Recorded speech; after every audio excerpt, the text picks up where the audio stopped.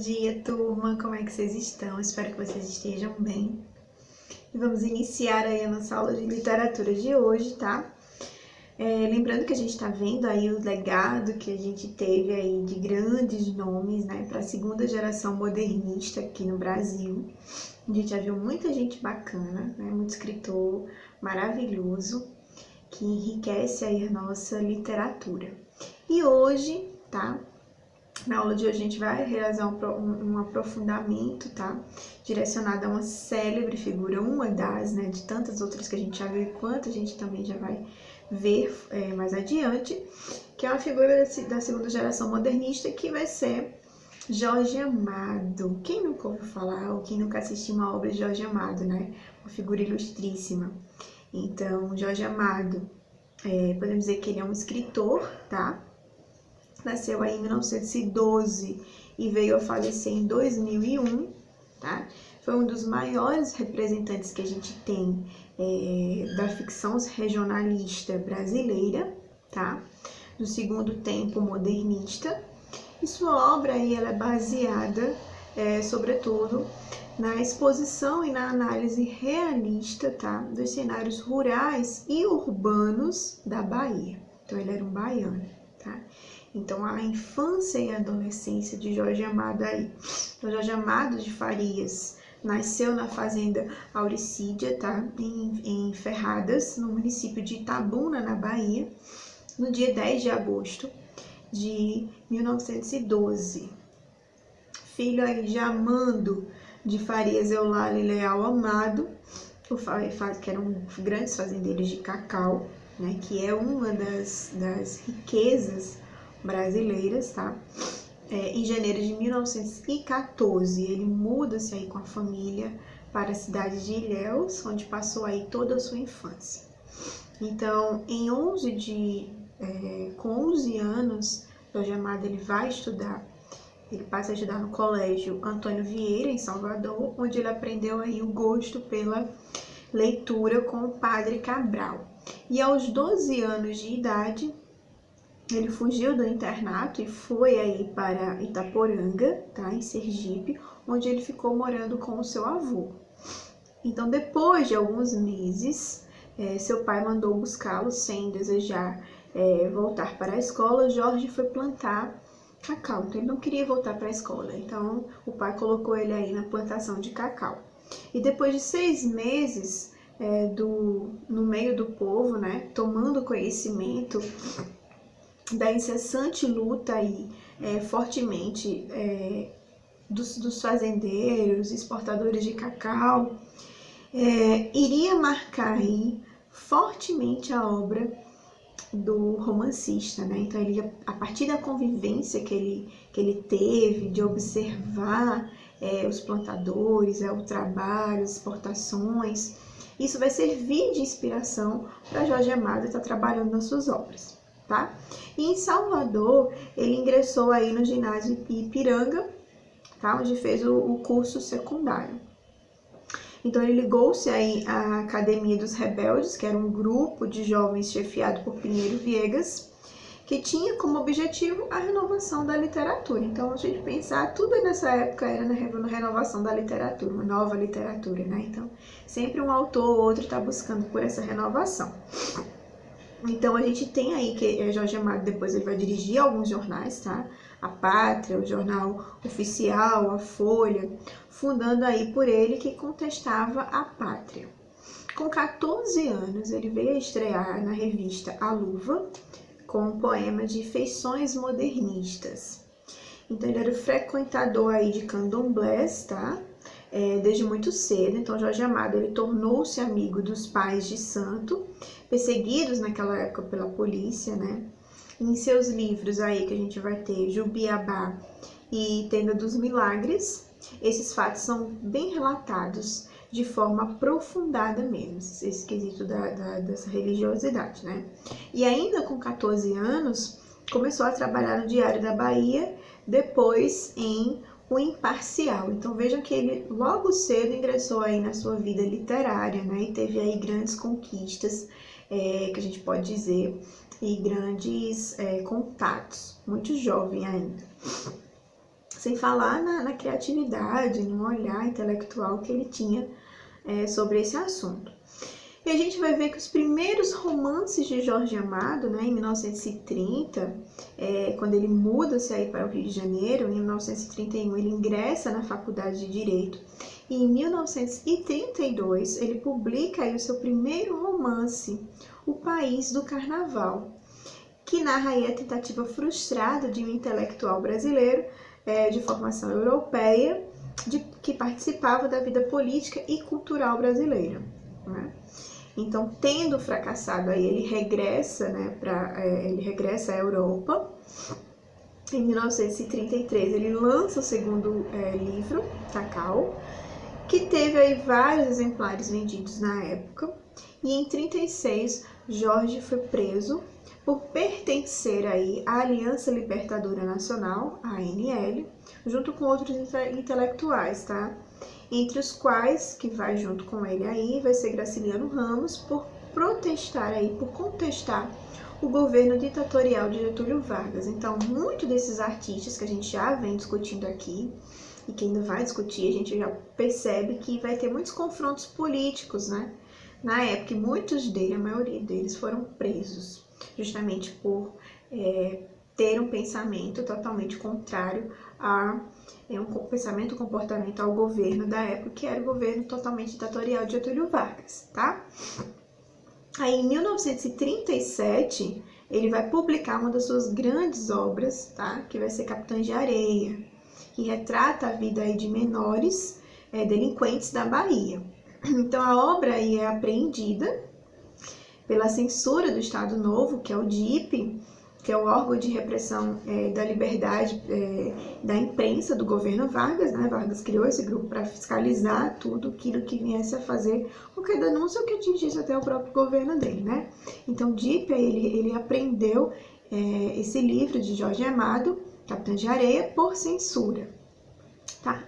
Então, a gente vai ter aí que é ele, né, o próprio DIP, que é novamente, e aí Jorge Amado, o que é que vai acontecer com ele? Ele é preso novamente, né, depois da publicação de Capitães de Areia. E aí, em 1941, ele refugia-se aí na Argentina, tá? E começa a redigir o Cavaleiro da Esperança, que vai relatar a vida de Luiz Carlos Prestes, tá? Então, a gente vai para as características e as obras de Jorge Amado, tá, gente? Que ele vai iniciar sua carreira de escritor com obras de cunho bem regionalista, tá? Ele é um dos principais regionalistas, os quais a gente já tinha visto, né, na aula passada. E ele vai caracterizar o segundo tempo modernista, tá? Que vai de 1930 a 1945, que relata a vida urbana de Salvador, certo? Sua obra apresenta aí uma forte preocupação com o cunho político-social, tá? Que denuncia aí um tom seco, tá? Lírico e participante, a miséria e a opressão do trabalho rural e das classes populares, como é aí o caso dos Pais do Carnaval e de Capitães de Areia, tá? O País do Carnaval e Capitães de Areia, que vai trazer justamente essa denúncia social, né, do trabalho rural, das classes populares. E aí, como amadurecimento, sua força poética volta-se aí para as fazendas de cacau de Ilhéus, né, e de Itabuna, e para a seca, a exploração do trabalhador urbano e rural, e para o coronelismo, né, que é latifundiário, que era algo muito comum nessa época, como Cacau, Terras do Sem Fim e São Jorge de Ilhéus. São uma das obras que ele vai trazer, essa questão do coronelismo é muito forte, tá? Nas suas obras, questão do trabalho urbano, do trabalho rural, são denúncias bem sociais presentes nas suas obras. Observem aí na imagem, a gente tem uma fotografia de Jorge Amado em diferentes momentos da sua vida, né? Ele mais jovem, ele já mais velho.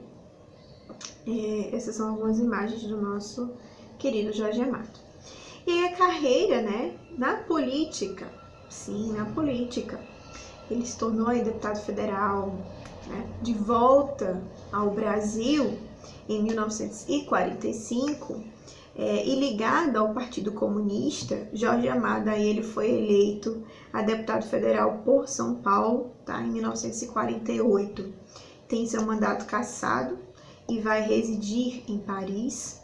Em 1950, ele muda-se para Tchecoslováquia, tá? Onde escreve aí O Mundo da Paz. Em 1951, ele recebe aí em Moscou, pelo conjunto de sua obra, tá? O Prêmio Internacional Stalin. Em 1956, ele retorna aí para o Brasil e em 58 ele escreve o livro mais famoso da sua obra, Gabriela Cravo e Canela. Quem nunca assistiu ou quem nunca leu essa obra, né? Belíssima. Que era o início aí da sua segunda fase de sua obra, caracterizada aí pelo tratamento satírico e humorístico dos textos, sem prejuízo das intenções da crítica social. E a gente vai ter até uma novela, né, baseada aí nessa obra de Jorge Amado. E aí, não menos, né, homenageado aí pela Academia Brasileira de Letras em 1961, Jorge Amado candidata-se à Academia Brasileira de Letras e é eleita aí por unanimidade, tá? Onde ocupou a cadeira de número 23. Nesse mesmo ano, ele publica aí Os Velhos Marinheiros. Em 1963, ele deixa o Rio de Janeiro e volta a morar aí na Bahia, tá? E em 69, ele publica Tenda dos Milagres. E em 72 ele publica Teresa Batista, Cansada de Guerra. Em 76, a obra recebe o prêmio Lila. E em 77 ele publica Tieta do Agreste. Então, obras que viraram aí, né, foram para a tela de dramaturgia. E Jorge Amado, ele também fez parte da Academia de Ciências e de Letras da República Democrática da Alemanha, Academia das Ciências de Lisboa e Academia Paulista também de Letras, tá? E membro especial da Academia de Letras da Bahia. Então ele vai ter aí um vasto, né, legado.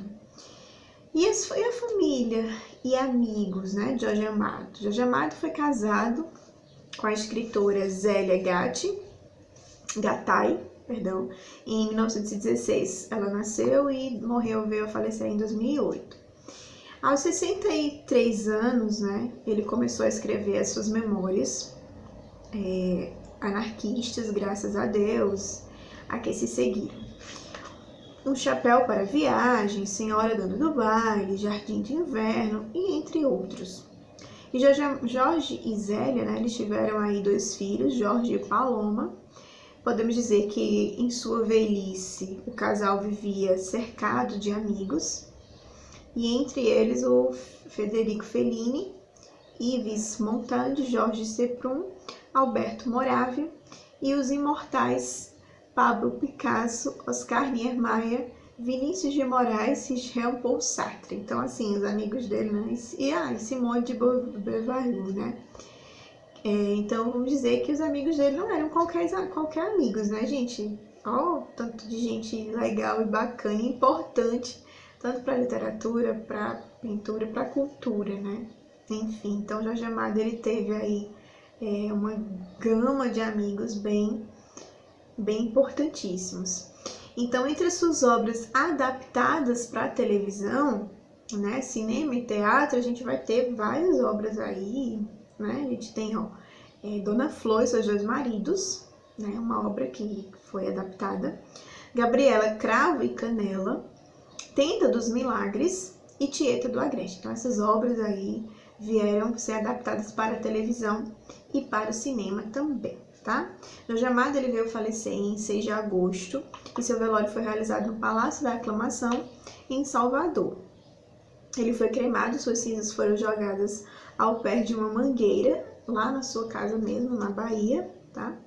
E a gente trago aí para vocês uma lista gigantesca de obras de Jorge Amado, tá? A gente tem O País do Carnaval, Cacau, Suor, Jubiabá, Mar Morto, Capitães de Areia, Estrela do Mar, Terras Sem Fim, Amor do Soldado, São Jorge dos Ilhéus, Baía de Todos os Santos, Seara Vermelha, O Mundo da Paz, Subterrâneos da Liberdade, Gabriela Cravo e Canela, Os Velhos Marinheiros, Pastores da Noite, Dona Flor e seus dois maridos, Tendas do Milagre, Teresa Batista, Tieta do Agreste, Farda, Fardão, Camisola de Dormir, O Menino Grapiúna, Tocaia Grande, Sumiço da Santa, Uma História de Feitiçaria, Navegação de Cabotagem, Descoberta da América pelos Turcos, O Milagre dos Pássaros.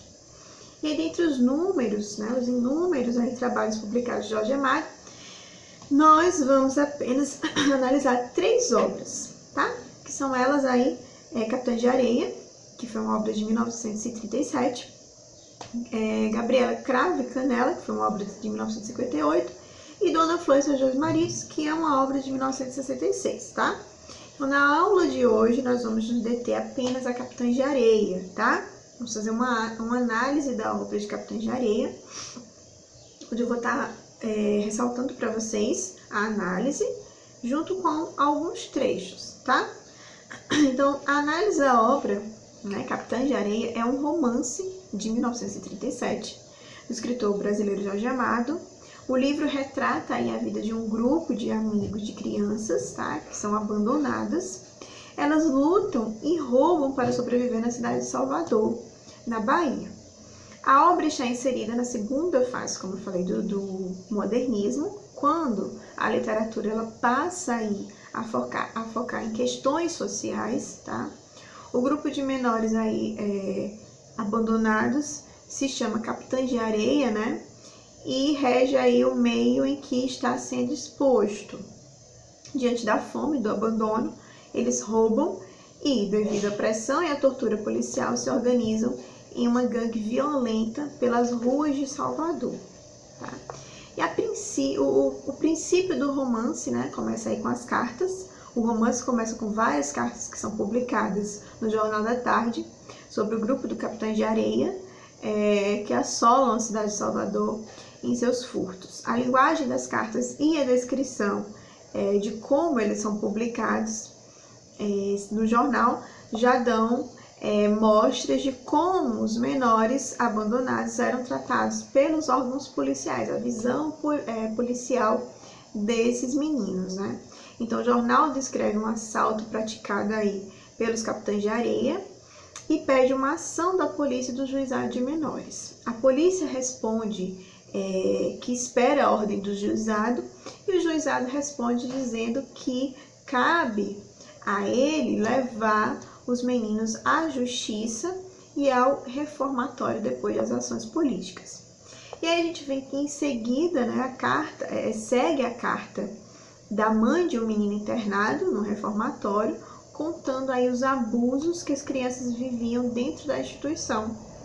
Então, como aí um padre manda outra carta reafirmando o péssimo tratamento no reformatório, ambas as cartas elas recebem um pouco de destaque na publicação do jornal.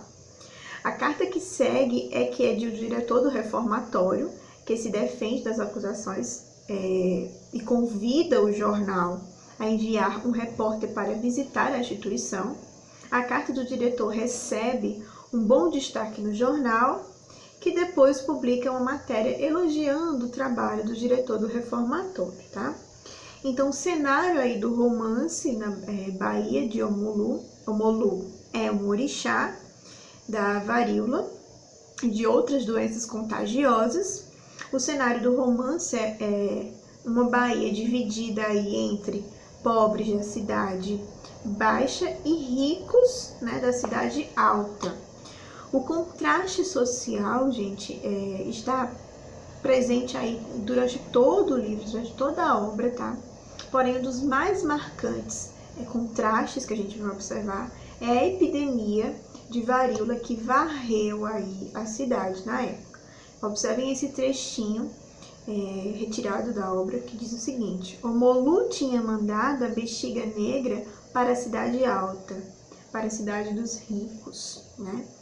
Lembrando que essa questão dos orixás, né, tem toda uma questão de vivência lá de Jorge Amado. E aí, enquanto os ricos eles se vacinam e se protegem da doença, né, os pobres doentes são levados para o lazareto, né, que é onde o abandono e a falta de higiene são praticamente sentenças de morte. No romance de Jorge Amado, as instituições públicas, tá, destinadas aos pobres são escritas com horror. Então, a gente tem um reformatório que é destinado às crianças abandonadas ou os pequenos delinquentes, e é um ambiente insalubre, tá? Onde se passa aí fome e se sofre diversas torturas. Então, o orfanato é descrito como um lugar onde a felicidade não existe, tá? E a política como um órgão dedicado à repressão e à tortura dos pobres. Então, a gente tem aí que o destino, enquanto fator social, né, um dos aspectos mais interessantes da obra de Jorge Amado é justamente como o futuro dos menores abandonados vai sendo traçado ao longo do enredo do romance, tá?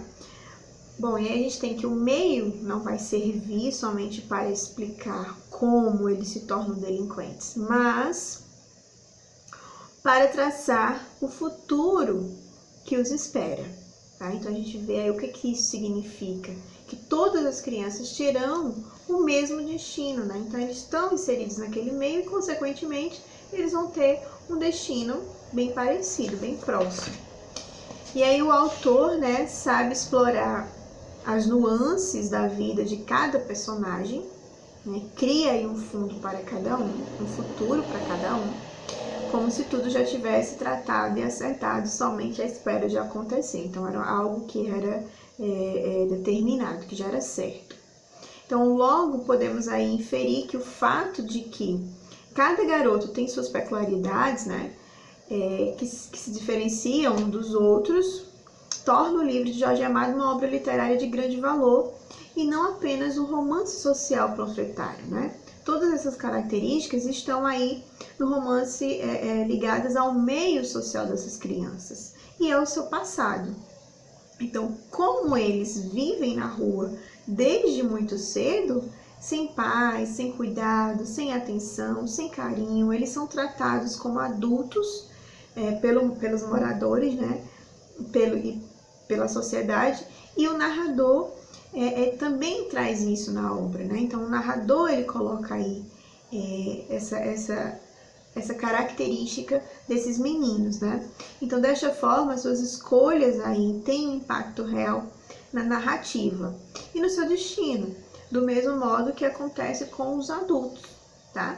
Observem aí essa imagem que é a fotografia do filme Capitães de Areia, né? Nós temos essa obra em filme. E aí a gente vai para os personagens principais, né? Nós temos aí Pedro Bala, que é o líder do Capitão de Areia. É um dos personagens mais complexos do romance de Jorge Amado. Ao contrário dos outros personagens que parecem ter um destino traçado aí, Pedro Bala vai construindo seu próprio destino ao longo do romance. O que se mantém em toda a narrativa é o caráter aí de Pedro e os seus espíritos, né? O seu espírito nato de liderança. Justo e sábio, mesmo ainda sendo uma criança, Bala aí consegue manter o grupo Capitães de Areia unido e organizado. Sua autoridade é resultado do respeito que as crianças têm por ele. E o seu destino começa a ser descortinado na metade do romance, quando descobrimos que seu pai é o Louro, um famoso sindicalista dos Dogas, né, que foi morto pela polícia durante uma greve. Então Pedro Bala começa a se interessar por aquilo tudo, e aí a vida do menino abandonado é mais organizada em um grupo. Lhe deu consciência, né, do quanto os pobres sofrem enquanto os ricos aparecem aproveitar o dia a dia. Então os atos de violência de Capitães de Areia nada mais é do que uma luta por melhores condições de vida. Então Pedro Bala entende que as greves como algo semelhante, porém mais ampla, né, de mais intensidade. E sua consciência de classe vai aumentando conforme o tempo. né? Então, o convívio com outras pessoas. Então, durante a greve de motoristas e de bondes, ele sai à rua e descobre que a greve é a festa dos pobres, né? É onde os pobres podem lutar. Então, observem o trecho aí que diz do livro, né, da obra, que diz o seguinte: a revolução chama Pedro Bala como Deus chama Pirulito nas noites do Trapiche. Então, sua ligação aí com os movimentos sociais se torna oficial. Então, é oficial quando o estudante membro de uma organização procura Pedro Bala e seu grupo para fazer um piquete e evitar aí que os fura-greves assumam os bondes. Então, a ação dos capitães de areia é um sucesso, né? E Pedro Bala começa a se envolver cada vez mais nessas organizações, tá? Sendo assim, no final, ele é escalado para organizar diversos movimentos de menores abandonados no país, deixando o grupo do Capitães de Areia muito mais próximo dos movimentos sociais. A gente tem outra imagem aí, tá, da fotografia do filme, Capitães de Areia. Então, todos os meninos eles estão reunidos. E outro personagem não menos importante, a gente tem João Grande, que é o braço direito de Pedro Bala, não muito inteligente, mas um coração enorme e bom. Ele é uma espécie de protetor e guarda-costas dos Capitães de Areia. Seu senso de proteção e de mais justiças é muito grande, sempre intervindo para a luta, para ajudar aí os mais fracos, né? Todo o seu percurso acontece ao lado de Pedro Bala, sendo difícil aí separar o caminho dos dois personagens. E a gente tem um trechinho que diz que este negro é João Grande, um negro bom. Quem for bom é igual a João Grande, melhor não é. Então ele tinha aí esse coração grandão, né? E a gente tem o professor é um dos mais inteligentes dos capitães, tá, de areia. E ele tem esse apelido porque passa aí as noites gastando os olhos lendo os livros e quase todos furtados. Eles furtavam o livro e estudavam. E é o professor quem ajuda Pedro Bala a planejar aí as ações do grupo. Ele também tem um grande talento para o desenho, geralmente feito aí com giz, tá, na calçada, e a sua percepção das coisas é grande. Ele também se apaixona por Dora, a noiva de Pedro Bala. A chegada dela no Trapiche é um momento marcante para o professor. Graças à sua esperteza, consegue descobrir qual é o tipo de relação que ela tem com os garotos. Qual a carência que ela preenche em cada um dos meninos abandonados. Então, depois da morte de Dora, ele sente um vazio muito grande no Trapiche, como se ele se tornasse aí uma moldura vazia. Então, o professor percebe que, na realidade, o Trapiche é uma moldura com inúmeros quadros dentro, né? Inúmeras histórias e vivências que precisam ser retratadas. Ele vai, então, para o Rio de Janeiro e aprender aí a pintura, convite aí do poeta que ele desenhou o retrato de uma vez na rua. Então, suas obras retratam a vivência dos pobres e abandonados. E a gente volta a Seca, né, que é um caboclo, filho de uma pequena fazendeira, comadre de Lampião, que ao perder as terras para o fazendeiro, resolve ir para a Bahia tentar justiça, mas a fazendeira morre no caminho, deixando seu filho sozinho na cidade. E o maior ídolo da Volta Seca é Lampião, e ele sempre pede aí para o professor ler as notícias dele, que saem no jornal. E um dia é pego aí e torturado pela polícia, e seu ódio pelos soldados só aumenta demasiadamente, né? E depois desse episódio da trama, depois que os policiais pegam ele, então ele fica bastante raivoso. Marcado aí pelas autoridades, ele tem que sair de Salvador, né? A solução aí para outro grupo de menores, amigos dos Capitães de Areia, em Aracaju. Então, no meio do caminho, ele vai ter o trem aí que leva a Volta Seca parado por o grupo de Lampião, que era a oportunidade que ele tanto esperava, e ele se junta aí aos cangaceiros, e seu ódio pela polícia faz com que ele já mate 2 soldados que estavam no trem. Mesmo sendo um garoto, é um dos mais temidos do grupo de Lampião, que mais tarde acaba por ser preso e condenado em Salvador.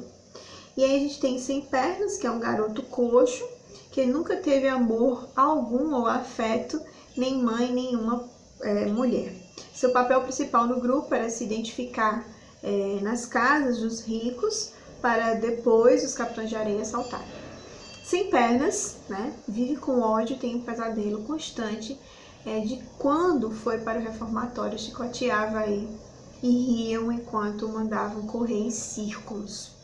E muita gente o tinha odiando e ele odiara a todos. Então esse é um trecho aí que se refere ao garoto coxo, né, Sem Pernas. O desprezo que a sociedade sente por ele e os abusos que ele sofre são os relatos mais constantes sobre a sua pessoa. Muito novo, Sem Pernas, só conhecia o ódio e vive dele.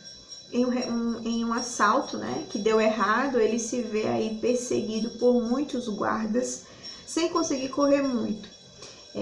Está perto aí de ser capturado. Sem Pernas não pretende voltar para o reformatório e, sem muita escapatória, se joga aí num penhasco para morrer.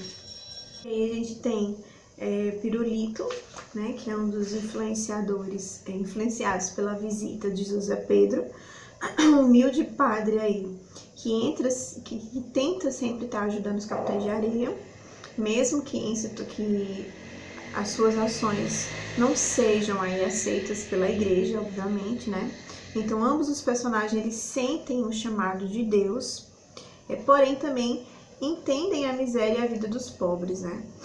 Então, sendo assim, a gente podemos aí dizer que ocorre uma dualidade, né, entre a igreja, tá, que é sustentada e trabalha para os ricos, e uma doutrina católica, né, que prega aí a humildade, a humanidade, o amor ao próximo.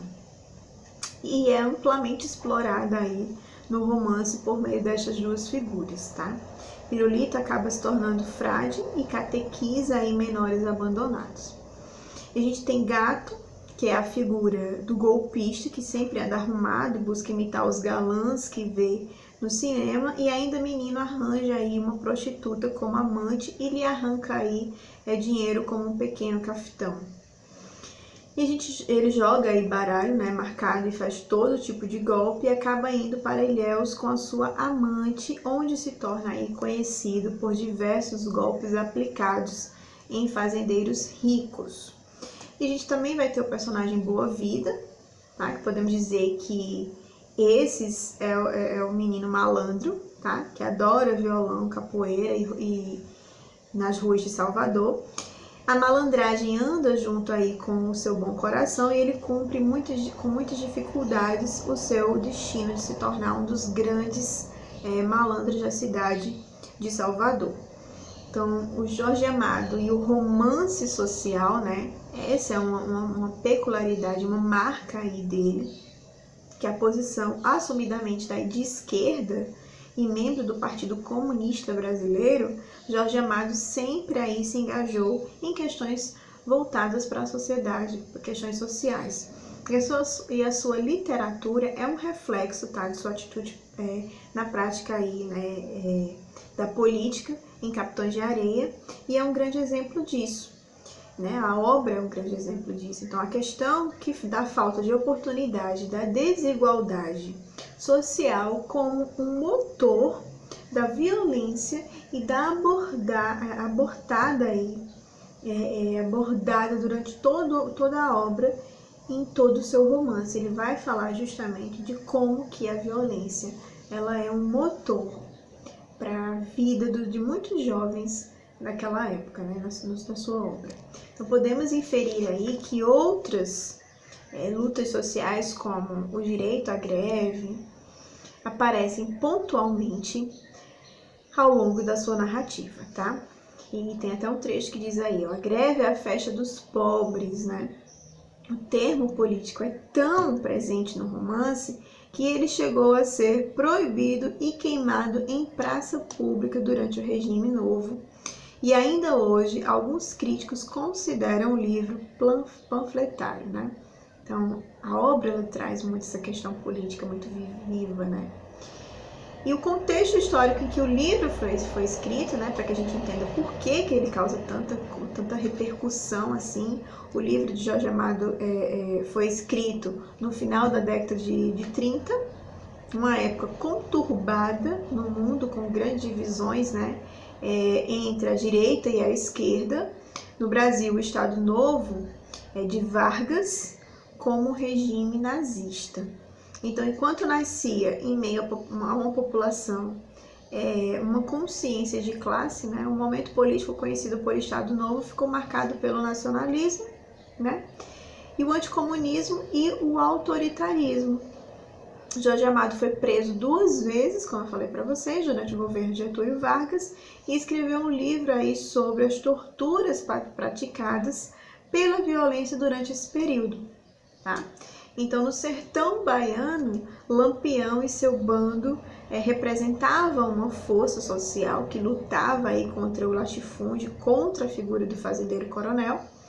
A admiração dos menores abandonados no romance de Jorge Amado pelo grupo de Lampião é marcante, tá? E no livro, o grupo de Lampião chega a ser descrito como o braço armado dos pobres no sertão, seria o Robin Hood do sertão, né? Então, por fim, a Segunda Guerra divide o mundo aí entre as duas partes. E mesmo tendo relações diretas com o governo nazista alemão, o Estado Novo se alinha aí aos Estados Unidos, né? Então, a gente vai ter aí mais 2 imagens, né, do filme Capitães de Areia, tá? Uma situação bem de convivência deles, que é bem interessante. O livro ele é magnífico, aconselho muito a vocês a lerem.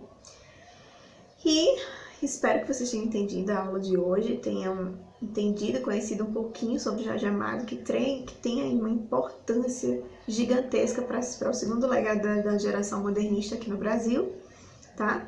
Para trazer o regionalismo para a literatura brasileira, algo que é muito importante, que a gente já vem discutindo aí com outros artistas, né? Mas não podia ficar de fora Jorge Amado, que traz o regionalismo, que traz a cara do Brasil, que traz essa região, que precisa sim ser trabalhada, tá?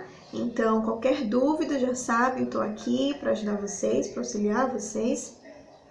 E as demais coordenadas eu deixo no grupo de vocês, tá bom? Então, tchau, tchau e até a próxima aula.